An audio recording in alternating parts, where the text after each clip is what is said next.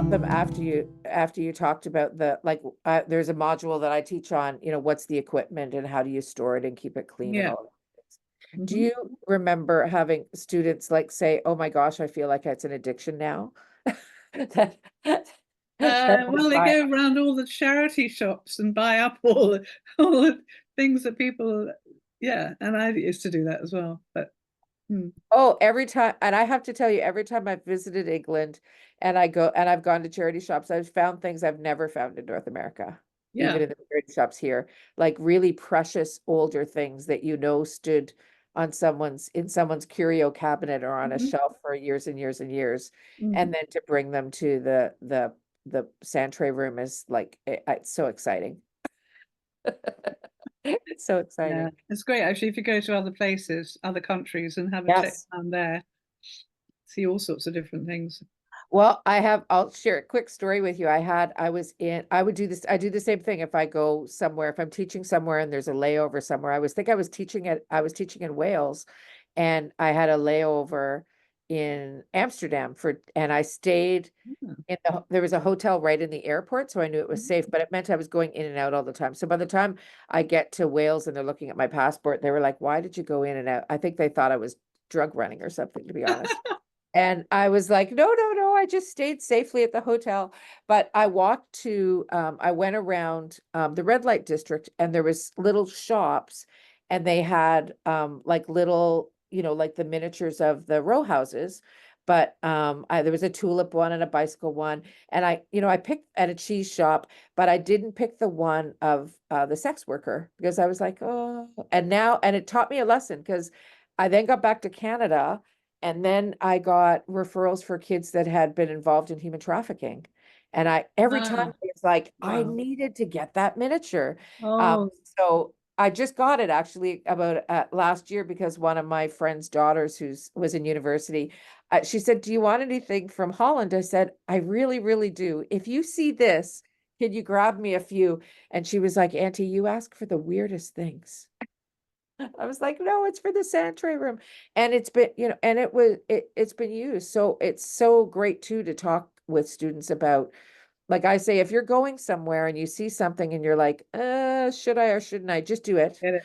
Yeah, And you can give it to someone always. else if you don't need it. But I wasn't going to get back to Amsterdam very Yeah, soon. So and it really those like that miniature has been used with meaning by people. So yeah. Well, that's really great.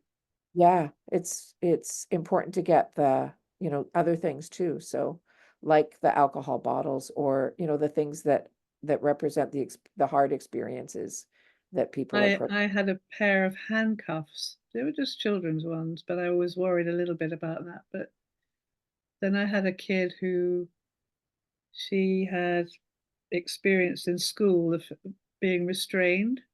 Oh, so And she built in my whole room, it wasn't a sand tray, it was in the whole room. She built herself like a prison with wow, chairs and all kinds of stuff. And she put the handcuffs on, and that's how she felt when she was at school. right. She kept having meltdowns because of being overwhelmed, and nobody at school had understood the issue. And she said, "I'm in prison now." And well, it was great because it enabled me to help the school to understand what she was experiencing Yeah. and how they needed to be not shutting her in a room all on her own when she had a meltdown, which is what was going on, The, she told me. the So, power of the play, eh? yeah. And then again, there's another issue about a gun. Right. Certainly for here. Do you have a gun? Don't you? I don't know. I have guns in my clinical office, but when I had an office in schools, I didn't because I was really worried if it went traveling, we would end up in lockdown. And they would have the police and that's what would Yeah. happen because there's Yeah. such a fear. But I do have toy guns, and I teach students to, if it's relevant to have those things. And I see kids where they've seen guns and they've seen police and handcuffs, etc. But I make sure the choice of the gun, that it's a gun, but it doesn't look as realistic as There's definitely a trying to pink get one as, plastic or blue or bright, yeah, something as colored. unrealistic so it's not going to be mistaken for a real gun. But I mean, the other thing is, students, people can make guns out of Lego. they can They're sometimes, kids, they do. The they'll children make it do. out of anything. Or So clay or whatever, you have there. yeah, They'll make it if they need it. yeah. So the instruction always is you can use anything in the room to build a world. And if there's something you need that you can't find, just let me know and we can find it or make it together. Mm, Um, and the other thing that I've had in the last few years more often is because sometimes I work with people that are in lock settings, is cards with pictures of different things that are mm, laminated. And though it's not 3D, it can still be put in the sand with the other things and it's uh-huh. easy to travel. So for those miniatures that you can't get, like I'll say to students, if you can't find something, at least then to find pictures of them, print them, laminate them, and What then you kind can. of things do you find you need to put in pictures? Well, sometimes I have to tell you, I do a lot of work with one First Nations community, and the pictures that are available sometimes are a white work person's view of their culture versus the real view of the culture. So I would rather get an artist's picture from that culture with permission, print Mm, it and laminate it. yeah. So kind of just anything where if you can't find something that is authentic or you want to make sure that you're being really respectful. Mm, Um, and also for new therapists, if they don't have, in Canada, it's different than the US. The US has so many online, and Amazon, all sorts of places to get miniatures. And for us to bring that in from the States, some of them, the duty and the extra taxes and the difference in dollar makes it really exorbitant. really?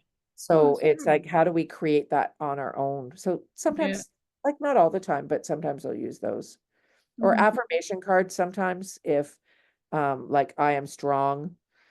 Yeah. Um if I've had kiddos do like draw a picture that's been really meaningful for them, sometimes I'll take a picture of it and then print it on a card size card and laminate it and they have it like a transition object that they can Hmm. stick in their school book with them.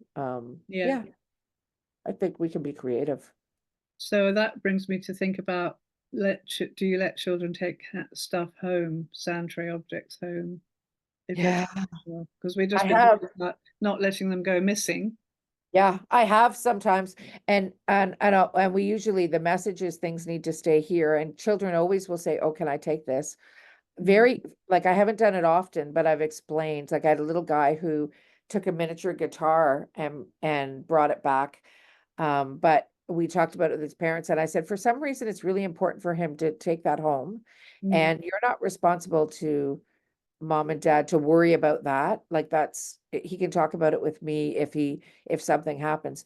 But he brought it back the next week. And I said, and we can't be doing this every week. He said, I know. I just needed to look at it to remind me. And I offered to take a picture of the Sandtray, but he said I just needed to look at it. And for some reason that was meaningful to him. What mm, Gisela always taught too, that sometimes if people want to take one or two miniatures, it's almost like they can make an altar at home, like a reminder of what the Sandtray work was for a period of time. mm. But I think the pictures can do the same, Yeah. like take a picture.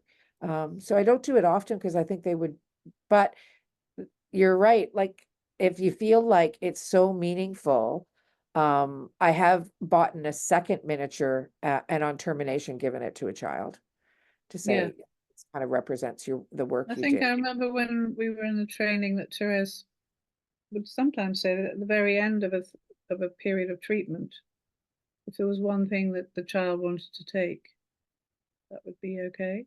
Yeah, But yeah, again, it means your selection of things has been depleted, and other children might be depending on it. So, you that's the obviously hard have to weigh choice. that up. Yeah, Yeah, yeah, it's true. And maybe I've done a picture and laminated the picture for the same reason, like here's a mm, picture of this. But yeah, it's hard because sometimes yes, sometimes no. yeah. And now we have film photographs on our phones. It's so much easier Oh, yes. because I, when I was training, I mean, we didn't really have phones, or we kind of had cameras, but we didn't have cameras, phones, type thing. And I just think, I mean, Therese was always a bit perplexed. She didn't feel it was really right just to do photos, right. that you should Well, draw the sand tray, which was what the traditional way of training was. And I know it's really, really useful to do it. Because sometimes, especially if I'm thinking about what's this about, if I draw it, it helps me to get it. And it's not just about what's there statically, because a lot of the Sandtray is about what's the movement and the three-dimensionality and the moving of it all of that. So you can never draw that, can you? You just have to remember it, and you can't photograph it either. So you can't get the process really. You just get the end result. Well, I co-edited a book with a colleague about 3 years ago, and it's on the cover. Oliver gave permission to use one of the drawings that was done in the clinic, like Mhm. over 100 years ago. And you look at this picture, Yeah. and it wasn't just drawn; it was painted. Mm. Like the therapist painted it. I was in awe. I don't have that artistic talent. No, nor do I. I mean, it's like stick figures at best. That would be Oh, all. yeah, but your point about drawing it really would help the therapist get in touch with what the experience was for the builder for sure. Like Yeah, and it's the same for the mosaics as well, that you draw around when somebody's made a tray of mosaics, you then draw you draw. around each of the shapes, Yes. color them in. This is the tradition. Wow, that's And then you've recreated it. You try and do it in the same sequence as the person who made the mosaic did. wow. It really helps, but you don't Well, always have time, as a practicing no, therapist. it's time. Oh my gosh, it's time. And I was lucky enough to have a supervision session for a couple hours with Therese in her office, and I was so struck by the books from the bottom, like they went up to the ceiling. It was just so awesome, and we did a mosaic session together, and you just know you were in the presence of greatness. Like she was such a wise person. Fantastic. What a mind. Yeah, Fantastic. I mean, I've been rereading this book, Express. I yeah, know it's around the back to front from here, isn't it? Are you seeing it yeah. back to front? No, I'm seeing it's perfect, expressing the Okay. shape and color, So I'm personality. seeing it back to front on my Right, camera. Um, it's all about mosaics, but in here are two chapters, one of which on the theories that we're going to be talking about in a little bit, the theory of E and the proto-system thinking. right, They're really, really good. They're quite short, but they're really helpful. And I think it's up to date. I mean, in terms of terminology, and some of Margaret Lowenfeld's own writing is a little bit alienating because it's from a particular time right. when people thought expressed themselves differently, and some of it is now unacceptable, I think, a little bit. But I it's don't know what looking you for think. the kernel of what she was talking about, Yeah. looking past that. But Yeah. this is very good. And it's not just for mosaics. She's talking in general about Lowenfeld and her thinking, and so it would be applicable as well to. I own that book too. She was, when I met with her, she said, "This is a book you can get." So I ordered it, and she said, "But don't read it before you meet me. Look at it afterwards." Okay. She Anyway, was very interesting about that kind of thing, because I remember when she taught us, you know, just the early ways of learning about the child that you're going to see. She would sometimes suggest that you don't read any of the background. yes, You don't even you just meet the child, that's how I practice too. and you say your preconsiderations are not there.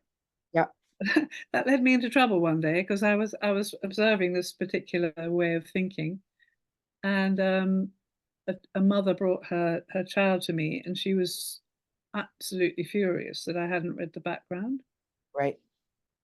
because she thought I didn't care, or it Yeah, was as neglectful. So that was right. a lesson. Oh, I explained myself, hopefully not really to her satisfaction, I think, but also she was the sort of person who was looking for trouble in a way. yeah. Well, Mm. it probably spoke to the frustration she was feeling in her circumstance I and think, her and she feelings of found people weren't understanding her child, and look, vulnerability. I hadn't even read the background, and Yeah. so But so that was a little bit of a lesson for me, that you can't just think you're doing it right just because you're doing it how you were told to do it. Well, I don't know. I don't know. Other people will, even watching this video, may disagree. I think we have to decide for our own practice. I'm of the same mind that I want to meet the person first. I do work with adult sex offenders. And I met with someone recently and they said, you probably know everything. And I said, actually, I don't. I just know you were referred. I want to meet with you first.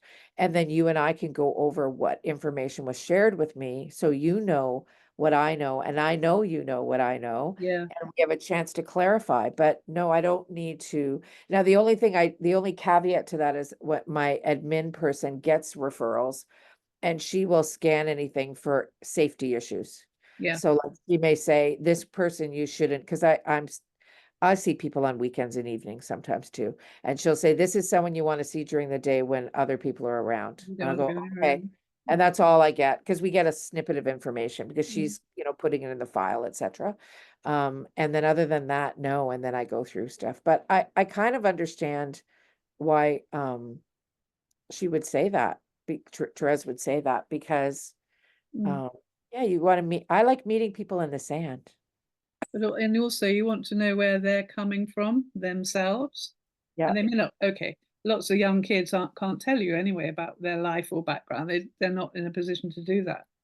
yeah, But that's the whole idea of what Mo Lowenfeld talks about, the personality in action. yeah, You want to see the whole approach of that child without prejudice, really, or your yeah, own prejudice. Try and get your own ideas out of the way. yeah. He was very much into not using your own experience to interpret what's going on. You just have to look at the child's point of view, and that's what's important. Absolutely. And that's probably why in the beginning therapists also were asked to draw the Sandtray so that you were getting the experience from their point of Yeah. view. And yeah, wow, so powerful. Well, I think we should end this video here and then Okay. we're going to start the next one. I'm just so grateful for your time.